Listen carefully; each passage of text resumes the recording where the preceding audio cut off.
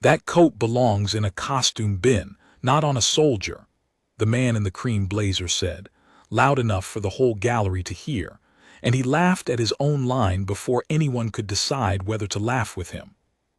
I was standing 4 paces behind my guardsman when it landed, close enough to see the tendon flicker in his jaw and then go still again. And I will tell you now what I knew in that moment, and they did not. That the cream blazer had just insulted the man who made the very thing he was about to spend the next hour praising. My name does not matter much to this story, but my rank does, because it is the reason I was there at all. I am the officer of his section. For 11 years I have stood at the edge of rooms while better men than me held the center of them, and the man they were mocking that evening, private of the household, by the name we will give him here, Edmund Vale, was the best of them. I had brought 4 of my soldiers to the showcase as a courtesy detail, because the palace had opened its long gallery to a design house for the unveiling of a new ceremonial line, and the household likes a few of its own at the door when outsiders walk its floors. We were meant to be furniture. We were good at being furniture. Vale, in particular, was a wall. Let me set the room for you, because the room is half the story. The long gallery runs the spine of the Old West Wing, a fictional house, an invented hall, but you have stood in rooms like it. Gilt cornices, a parquet floor polished to the color of dark honey, tall windows giving onto a forecourt where the early evening had gone the blue of a bruise. They had hung the gallery with garment forms.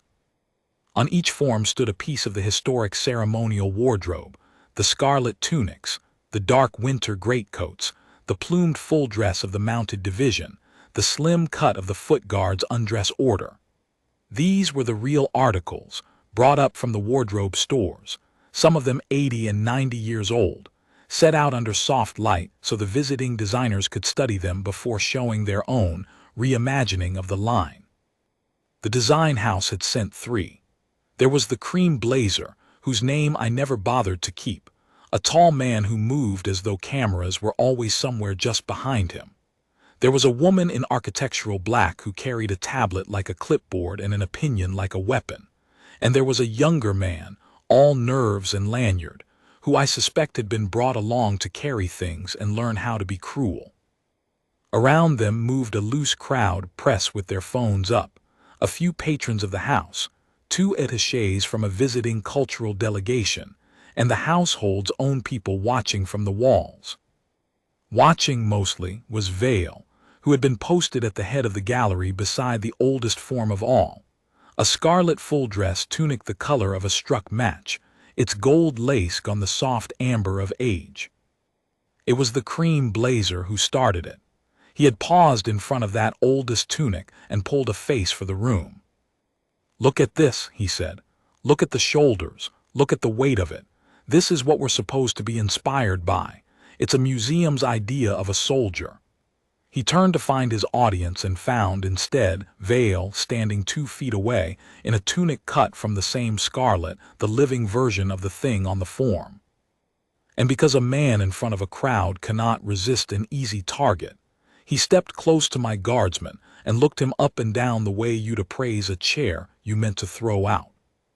"You see what I mean," he said to the room, gesturing at Vale as if he were a mannequin who'd wandered off his stand.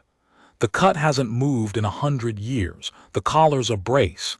The skirt's a curtain. It's heavy, it's stiff, it's outdated. No offense, soldier, you didn't design it. Some dead committee did," he smiled. "We're here to drag it into the century." Vale said nothing. Of course he said nothing. The standing orders for a courtesy detail are the same as the orders on the gate. You do not speak. You do not engage. You are the dignity of the house made visible, and you let insults pass through you like weather. I watched him not move. After 11 years, you learn to read the men who don't move, and what I read in Edmund Vale in that instant was not anger. It was something closer to patience, the deep, settled patience of a man who knows a thing the loud man does not, and is in no hurry at all to say it. The woman in black had drifted up beside the blazer. She tapped her tablet. He's right, though the manners are dreadful, she said, which is how that kind of person apologizes. Look at the stitch density on the original. She nodded at the old tunic on the form. It's absurd. Hand-finished every seam when a machine does it better in a fraction of the time. Whoever made this was either a genius or a lunatic, and either way they're 100 years dead and we don't have to flatter them. She smiled thinly at Vale. That's the trouble with sacred cows, isn't it? Somebody has to point out they're just beef. A few people laughed. The press phones tilted. The younger man with the lanyard laughed loudest, the way the youngest in a pack always does to prove he belongs. And here is the part I have turned over in my mind 100 times since, because it is the hinge on which the whole evening swung. The blazer, warming to it, reached out and flicked the cuff of Vale's tunic, actually touched my guardsman, ran the back of his fingers along the gold lace at the wrist as if testing cheap goods. See the lace, he said, coushed by hand. Hours of work for a detail nobody under 60 even notices. It's vanity. It's a craftsman showing off because he had nothing better to do with his life. He let the cuff drop. We're cutting all of it, clean lines. The future doesn't have time for this. I started forward then because a hand on the uniform is where courtesy ends and my job begins. But Vale's eyes moved, just his eyes, the smallest fraction, finding mine, and held me where I stood. It was not a plea. It was an instruction. Wait, that look said. I have this. So I waited, and I have never been more glad of an order I didn't give. Because what the cream blazer did not know, what none of them knew, what I myself had only learned by accident 2 winters before and had been sworn to keep, was the meaning of that particular flick of the cuff. He had run his fingers along a line of coushed gold lace and called it vanity, the work of a man with nothing better to do. And the man whose cuff he had touched was the man who had laid that lace. Not the lace on the tunic Vale was wearing. That one too, yes. But I mean the old tunic on the form behind him. The 80-year-old article the woman in black had called the work of a genius or a lunatic 100 years dead. It was neither 100 years old nor made by a dead man. It had been made 11 months ago, by hand, by the private standing in front of them with his eyes forward and his jaw still as stone. They were about to spend the evening praising the master whose work they had just spent 5 minutes calling outdated, and they were going to do it to his face. I had better tell you how I came to know that, because if I don't, the rest of the night will sound like luck, and there was no luck in it. There was only a man who had spent a lifetime learning a thing properly and then never once mentioned that he had. 2 winters before, the household had a problem nobody outside the wardrobe stores ever hears about. The state of the oldest full-dress tunics had gone past saving. They are wool and gold and silk thread, and time is unkind to all 3. The gold lace tarnishes and frays. The wool goes thin at the points where a man's body has pressed against it for decades. The linings rot from the inside where the salt of old sweat has eaten them. For ceremonial occasions of the first rank, the house keeps a small number of patterned tunics, the master examples, cut and finished to the exact historic standard from which everything else is measured. 3 of those patterned tunics had failed inspection in a single season. And the trouble, the quiet trouble that had the master of the wardrobe pacing his little office, was that there was almost no one left who could make a new one to standard. The trade had died. Not the wearing of the uniform, that goes on forever, but the making of it, the old way by hand, with the coushed gold and the canvas chest built up in layers, and the collar shaped to brace a man's neck into the carriage the drill demands. The houses that once supplied the trade had gone over to machines and to cheaper hands abroad, and the last of the true ceremonial tailors had retired or died, and a craft that had taken a man a decade to learn was simply, quietly gone. The master of the wardrobe had written to 3 firms. 2 had not answered. The 3rd had sent back a polite letter explaining that what he was asking for could not be done at any price, because the men who could do it no longer existed. I know all this because I was the orderly officer the night the master of the wardrobe found his answer, and I was the one who walked the corridor with him afterward while he tried to make sense of it. He had found his answer by accident, the way the best things are found. He had been down in the stores fretting over the failed tunics when one of the long-service men Vale had asked, with the flat courtesy of a soldier asking a question above his station, whether he might look at the worst of them. The master of the wardrobe, having nothing to lose, had let him. And Vale had turned the ruined tunic over in his hands, gone quiet for a long time, and then said something the master of the wardrobe repeated to me 4 times that night because he could not quite believe it. "The chest's been rebuilt twice already," Vale had said. "You can feel the old pad stitching under the new. Whoever did the second one cheated, ran the canvas straight instead of on the bias. That's why it's pulling at the shoulder. The lace I can match.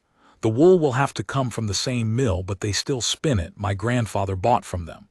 And then, when the master of the wardrobe had stared at him, "I can make you a new pattern, sir, to standard, if you'll let me." That is how it came out in pieces, over the weeks that followed, and most of it I had only second-hand from the master of the wardrobe, who became the nearest thing Edmund Vale ever had to a confidant in the matter. Vale's grandfather had been a ceremonial tailor, one of the last true ones, in the days when there were still houses that did nothing else. Vale had grown up under the cutting table, threading needles before he could read properly, learning to pad-stitch a canvas chest the way other boys learn to ride a bicycle. He had been apprenticed in the proper sense, the long sense, 10 years of it, by the time he was a young man. And then, the way young men do, he had wanted to be something other than what his family expected, and he had walked out of the workshop and into the service, and he had let the needles fall out of his hands for the better part of 20 years. But a thing learned that deep does not leave a man, it only sleeps. And when the master of the wardrobe needed a tunic that no living firm could make, the man who could make it had been standing on the household's own gate the whole time, in a tunic that itself was wearing thin, saying nothing about the trade in his hands because no one had ever thought to ask. They gave him a corner of the wardrobe stores and a quiet authority to draw what materials he needed, and they kept it off the books, because the household does not advertise that its sacred pattern garments are being made by a serving private in his off-duty hours. It is the kind of true thing that sounds, said aloud, like an embarrassment. Over the better part of a year, in the hours when he was not on post, Edmund Vale rebuilt the trade single-handed. He cut and built 3 pattern tunics to the exact historic standard, by hand, every seam, the gold lace couched the old way, the canvas pad stitched on the bias the way it should be, the collars shaped to brace. The master of the wardrobe had the senior conservators examine the first one when it was done. They could not tell it from the originals. One of them, a careful woman who had spent 30 years among the old garments, said she would have dated it to the great period of the work and been confident in court about it. The oldest tunic on the form in the long gallery that night, the one the cream blazer called a museum's idea of a soldier, the one the woman in black called the work of a genius or a lunatic 100 years dead, was one of those 3. It had been put out with the genuine antiques because it was indistinguishable from them, and because the master of the wardrobe, I think, took a private pleasure in seeing his secret craftsman's work hung among the masters and taken for a master's. It carried an old inventory tag. It looked its supposed age, and it had been made by the man standing beside it 11 months before. So when the designers laughed at the stitch density and called it absurd, they were laughing at Vale's hands. When the woman in black said whoever made it was a genius or a lunatic, she was saying it 2 feet from the man, looking through him as if he were a coat rack. And when the cream blazer ran the back of his fingers along the couched gold at the cuff and called it the vanity of a man with nothing better to do with his life, he was stroking and insulting the single most patient act of devotion I have ever known a soldier to perform off the drill square. I knew all of it. Vale knew that I knew, and neither of us was going to say a word because that is not how the house works and it is not how Edmund Vale works, and the standing orders do not bend for vanity. We were going to let them go on. We were going to let them praise his work to his face and never know whose face it was, and that, I had decided, was punishment enough. The cleanest kind, the kind a man carries out on himself without ever feeling the blade. I was wrong about that. The evening had a different ending in mind, and it did not belong to me to arrange it. A bell sounded softly at the head of the gallery, the household's way of calling a room to order without a raised voice, and the visitors were drawn toward a small dais where the design house was to make its formal presentation. The master of the wardrobe was there, a small gray man in a plain dark suit, looking as though he would rather be anywhere on earth. Beside him stood the house's controller and two of the senior conservators, including the careful woman who had once said she'd have dated Vale's tunic to the Great Period and stood up in court on it. And the cream blazer took the dais like a man who had been waiting all his life for a slightly larger one. I moved my detail up with the crowd because that is where the duty was, and Vale came with us, falling in at the end of the line of old garments, 2 paces from his own scarlet tunic on its form. He stood at ease in the way the household does it, which to an outsider looks like attention. His face gave away nothing. But I was beside him now, and I could hear him breathing slow and even, the way you teach a man to breathe before a thing that matters, and I understood that he was not merely enduring the evening. He was waiting for something. He had decided something, somewhere in the last quarter hour, and I did not yet know what. The presentation began the way these things do, with the cream blazer telling the room how brave he was. The historic line, he said, was a relic. Beautiful, yes, in the way a suit of armor is beautiful, beautiful and dead. The house had retained his firm to reimagine the ceremonial silhouette for a living century, and what they would show tonight was the future. Lighter fabrics, a machine-finished seam that cost 1/10 of the old one, a collar that freed the soldier from the brace. He used the word brace as though it were a cruelty. He did not appear to understand that the brace is the point, that the collar holds a man's head where the drill needs it, whether he is fresh or whether he has been on his feet for 4 hours in the cold, that the weight he kept mocking is the discipline made into cloth. He brought out his pieces. I will be fair to them, they were not ugly, they were clever. The fabric moved well, the lines were clean, and a younger crowd murmured at them approvingly. But they were costumes for the idea of a soldier, not garments built to hold one up, and the master of the wardrobe's face, when the blazer turned a model to show off a seam, went the careful blank of a man biting down on something. Then the woman in black took the dais, and she did the thing that turned the evening from rudeness into something I could not let stand. She had her tablet. She put a photograph up on the gallery's screen, a close, lit photograph of a cuff, the couched gold lace, and I felt Vale go very slightly more still beside me, the way the air goes still before weather, because I knew the cuff. It was his. "I want to talk about waste," she said. "This." She tapped the screen and the cuff filled it, every couched thread of gold standing out in the hard light. "This is the lace on the oldest tunic in the room. Some of you have admired it. I want to be honest with you about it because honesty is the only respect worth paying the past." She let the room lean in.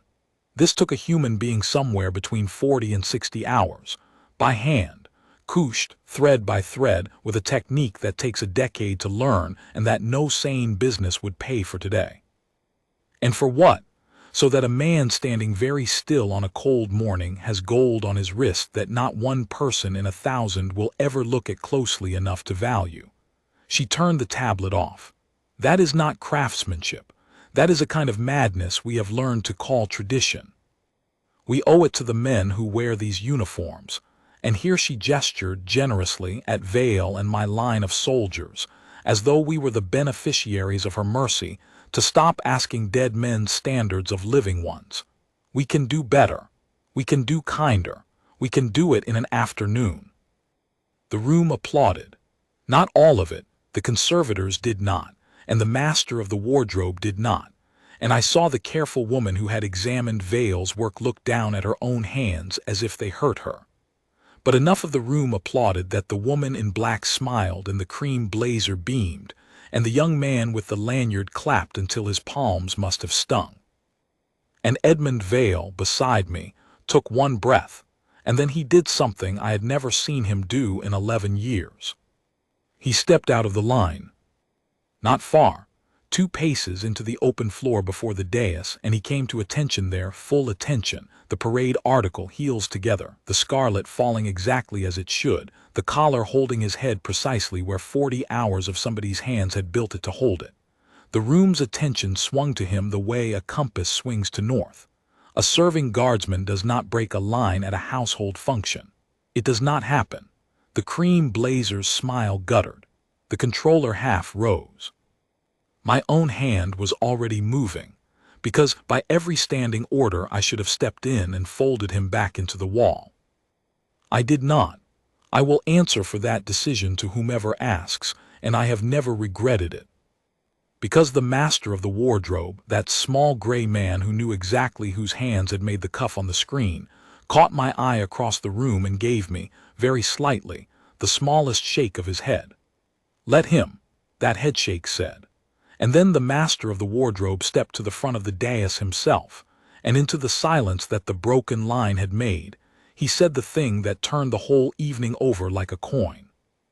"Before the house thanks our guests," he said, in the dry, level voice of a man who has decided to stop biting down, "I think it is owed to the room to introduce the maker of the lace we have just been asked to pity."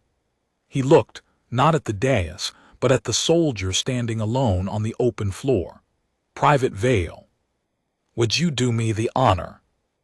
The woman in black laughed one short, confused note. "The maker," she said. "I'm sorry, the maker is 100 years. "The maker," said the master of the wardrobe, "made it last spring, by hand, at that bench." He nodded toward the door to the stores as though it were a shrine. "Every thread you put on that screen, madam, was couched by the man you have spent this evening explaining to. I should think he could answer your questions about waste rather better than I can." And the room, which had been so warm a moment before, went the temperature of the forecourt outside. I want to describe the next several seconds carefully, because they were the whole evening, and because what made them was not what Vale did. It was what he did not do. He did not gloat. A lesser man, and I have known a great many lesser men, and been one myself on bad days, would have had a speech ready, would have taken the dais and made the woman in black eat every word about waste and madness one syllable at a time. The room was his. It had been handed to him. He could have burned the 2 of them to the ground in front of the press and every phone in the gallery, and not a soul would have blamed him. He did none of it. He stood at attention on the open floor, and he looked at the woman in black with no anger in his face at all, with, if anything, a kind of grave courtesy, and he waited to be addressed, because a private does not speak first to his betters, even when his betters have just been shown to be smaller than he is. That was the discipline. That was the whole of the man. He had stepped out of the line not to take his revenge, but to take responsibility, to stand where the maker of a thing ought to stand when the thing is being discussed, so that no one could say afterward that the house had hidden him. The cream blazer recovered first because his sort always recovers first. It is what they are for. "Well," he said with a laugh that did not work, that's quite a story. Forgive me, but it's a little convenient, isn't it? A guardsman who happens to be a master tailor." "Ask him something," said the careful conservator. She had come down off the dais. She was a small woman, older than the master of the wardrobe, and she spoke with the flat certainty of someone who has spent her life around the genuine article and has lost all patience with the false one. "You put his cuff on a screen and lectured a room about it. So ask him something only the maker would know. Go on." The woman in black's mouth opened and closed. To her credit, and I will give her this one thing, she did not bluff. She looked at Vale, and something in her face had begun to understand the size of the hole she was standing in. "The lining," she said at last, quietly. "The original linings in these tunics rotted. The conservation notes say they were replaced. How would you?" "With the same linen, madam, and I would not replace it," Vale said. His voice was level and low, and it carried the way a low voice carries when a room has stopped breathing. I would rebuild the canvas underneath it first on the bias because the second restorer ran it straight, and that is why the shoulder pulls. You will have seen the pull. Everyone sees the pull and blames the wool. It is not the wool. It is 40 minutes of laziness 80 years ago that I take out by hand and put back honestly, which is the difference, madam, between an afternoon and 40 hours. He paused. You asked earlier what the 40 hours are for. They are for the 400th time a man wears it. The afternoon's work fails on the 40th. Mine is built for a soldier to stand up in for the rest of his service, and for his son to stand up in after him. That is not waste. That is the whole of the trade. It only looks like waste to a person who has never had to make a thing last. I have heard officers give speeches. I have heard them at dinners and on parade and over the graves of better men, and I have never heard one land the way those quiet sentences landed in that gallery. There was no cruelty in them. He did not raise his voice. He simply told the truth about his own hands plainly to the people who had spent an evening explaining those hands to him, and the truth did all the work that cruelty could never have done. The cream blazer tried once more because pride is the last thing to die. It's still impractical, he said, even granting all of it. The world has moved on. You can't ask soldiers to. I do not ask anything of soldiers, Vale said. I am one. I have stood the gate in the rain at 4 in the morning in a coat I made, and I have stood it in a coat the trade made 40 years ago, and I will tell you for nothing which one held me up. He let that sit. You called it outdated, sir. You ran your hand along my cuff, and you told this room it was the vanity of a man with nothing better to do. For the first time something moved under the level voice, not anger, but a kind of sorrow, the sorrow of a craftsman for a man who will never understand craft. I have a great many things I could be doing. I chose this. I chose to keep 100 years of men's work alive with my own hands, because if I did not, no one alive would, and the day the last of us puts down the needle, you will have nothing left to reimagine. You will only have costumes. He inclined his head, the smallest bow, perfectly correct. I am sorry the cut offends you. It was not built to please the eye for an evening. It was built to hold a man for a lifetime. Those are not the same thing, and I think, sir, that is the part you have spent your career failing to learn. No one applauded. It would have been wrong to applaud, and the room knew it. This was past applause. The young man with the lanyard had gone white. The woman in black was looking at the old tunic on the form, Vale's tunic, the one she had praised as a dead genius's and pitied as a madman's, and looking at it now as though she were seeing it for the first time and did not trust her own eyes. And the cream blazer stood on the dais he had wanted all his life, and found that it had become the smallest place in the room. The master of the wardrobe broke the silence gently, because mercy is also a discipline. I think, he said, the house has heard enough about the future for one evening. Private Vale, thank you. You may fall in.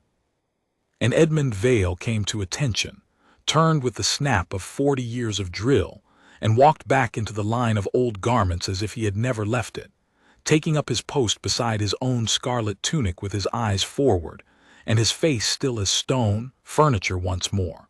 A wall again. Only now every soul in that gallery knew what the wall had built with its hands, and not one of them would ever look at a cuff the same way. The presentation did not so much end as dissolve. There is no graceful way to finish telling a room about the future after the past has just stepped out of the line and told you, kindly, that you understood nothing about it. The cream blazer made a few sentences about being humbled and inspired. Men like him reach for humbled the way other men reach for a fire extinguisher, and gathered his pieces, and the crowd broke up into the low murmur of people who have just watched something they will be retelling for years and are already deciding how they will tell it. The press did not need deciding. The phones had been up the whole time.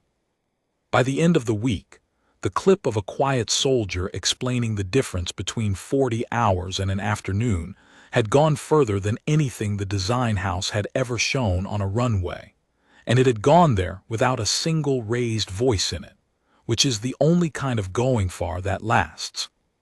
But the part of the evening that has stayed with me happened after, when the gallery had nearly emptied, and I was waiting to march my detail off. The woman in black came to find Vale. I will say that for her. It took more spine than I expected, and I had spent the evening deciding she had none. She crossed the parquet alone, her tablet left behind somewhere, and she stopped in front of him, in front of the wall, the post, the man who by every order could not speak to her unless an officer permitted it. She looked at me. I gave the smallest nod. Off post in all but the standing of it, the function over, I judged a man might answer a sincere question. I have made worse judgments. I owe you an apology, she said. I have made a career out of being the cleverest person in every room I enter, and I walked into this one and was the stupidest, and I did it loudly with your work on a screen to your face. She did not flinch from it. The thing I said about waste, about madness we call tradition. I'd like to understand why I was wrong, if you'll tell me, because I think I have spent 20 years being confidently wrong, and I would rather not spend 20 more.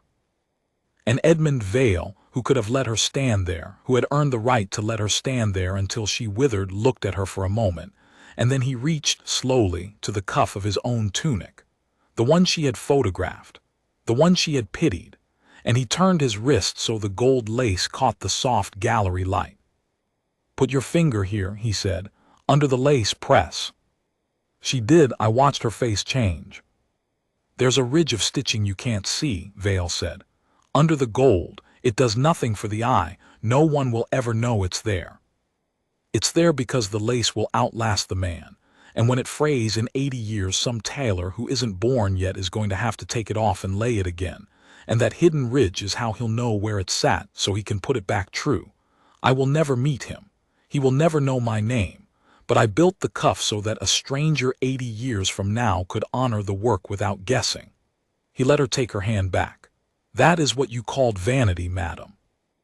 A man leaving an honest mark for a man he'll never meet. We have a word for it in the trade. We don't call it vanity. We call it conscience. And you cannot do it in an afternoon because conscience takes time, and that is the whole quarrel between your work and mine, not the cut, not the weight, not the century. Time. You are selling the afternoon. I am keeping the 80 years. She nodded slowly. She did not argue. To her lasting credit, she only said, "Thank you," very quietly, "and I won't forget it." And she meant the second one. I have it on good authority that the design house's reimagined ceremonial line was quietly shelved within the month, and that the woman in black wrote to the master of the wardrobe asking whether the house ever took on people who wished to learn the old finishing properly, not to sell it, but to keep it from dying.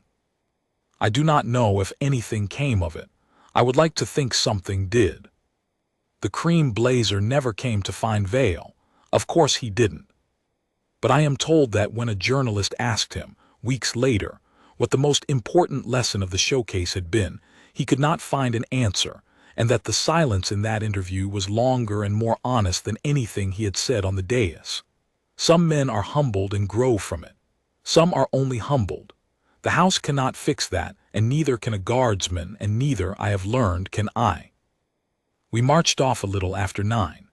The forecourt had gone full dark, the windows of the long gallery throwing their warm light down onto the cobbles, and my 4 soldiers fell in behind me in good order, Vale at the rear, his coat, his own coat, his own 40 hours, though he had never once said so, black against the lit stone. I did not say anything to him about the evening. You do not, with a man like that. Praise embarrasses him more than insult ever could, and he would only have told you he was doing his job and meant it. But at the arch, where the detail halts to be dismissed, I broke my own discipline for the second time that night. I am his officer. I have stood at the edge of rooms for 11 years while better men held the center.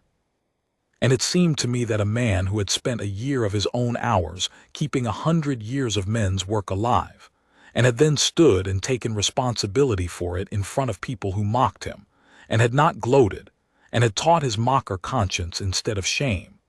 It seemed to me that such a man ought to hear once, plainly, from the man whose duty it was to know. "Veil," I said. "Sir." "The tunic on the form, the old one." I looked at him. "It's the finest thing in that gallery, and the only person in the room who didn't seem to know it was you."